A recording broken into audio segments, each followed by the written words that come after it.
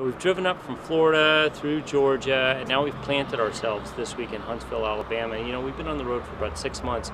The Volt's getting kind of lonely, so we went to a singles bar, and we found ourselves another Volt.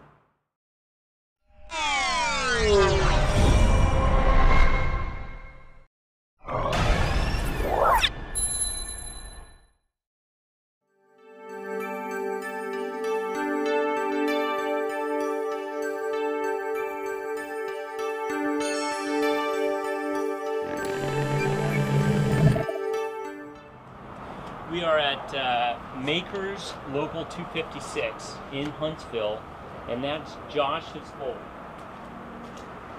Josh bought this Volt for his birthday present. Tell us about it. That's right, December 2nd, I went out there and traded a RX-8 gas guzzler for this car. I have a girlfriend that lives in Birmingham, so this was a better choice than the Leaf. The range, especially having the gas backup, made sure I could make it every time. So, what's your daily commute? How do you weave that into that? It's actually pretty funny. I work from home, so my daily commute is up the stairs.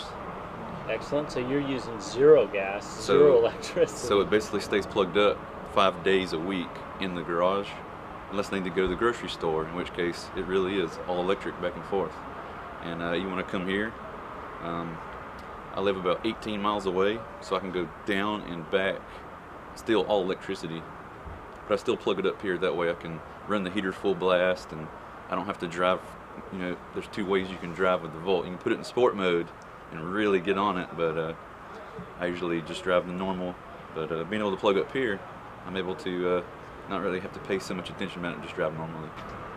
And so Maker's Local 256 is a hackerspace, basically, and it's been around for about 3 years. And Matt's going to tell us all about that. He's going to show us inside. This is the main area where we've got a full-size garage door, so people can bring in motorcycle or car for oil change or whatever other project. If they've got something that they've constructed that's too big that they can't get out a real door, which has happened. And we've got generic wood or scrap wood for projects and other scrap materials. Our drill's hiding over there. We've got a photo booth, which is one of our first projects that we constructed. Yeah. I have no idea what some of these things are that are out. Then we've got our upstairs area where we like to do some AV stuff, and you can see the piano. There's a mixer board way back there. Underneath it, we've got woodworking and other just shop tools type things. Then on the main floor, we've got 3 tables that have nice, it's actually shower board because it's far cheaper than getting whiteboard material to put on top of the tables. Oh. But people can then just write out a quick equation or circle a project and put their name on it when they leave something out. And then we've bolted power strips on a couple of the tables so that way there's plenty of power too. And so you've just recently started basically hosting the public. Tonight's one of those nights. Yeah, we're open whenever there's a member here and willing to give a guest a tour.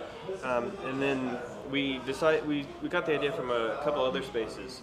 And we decided we need to just nail down a set time when the public is invited to come out. So we make sure there's always going to be a member here. Currently it's Tuesday nights from 6 to 10. Somebody's here, and almost every night every week we have somebody come out that's not a member currently.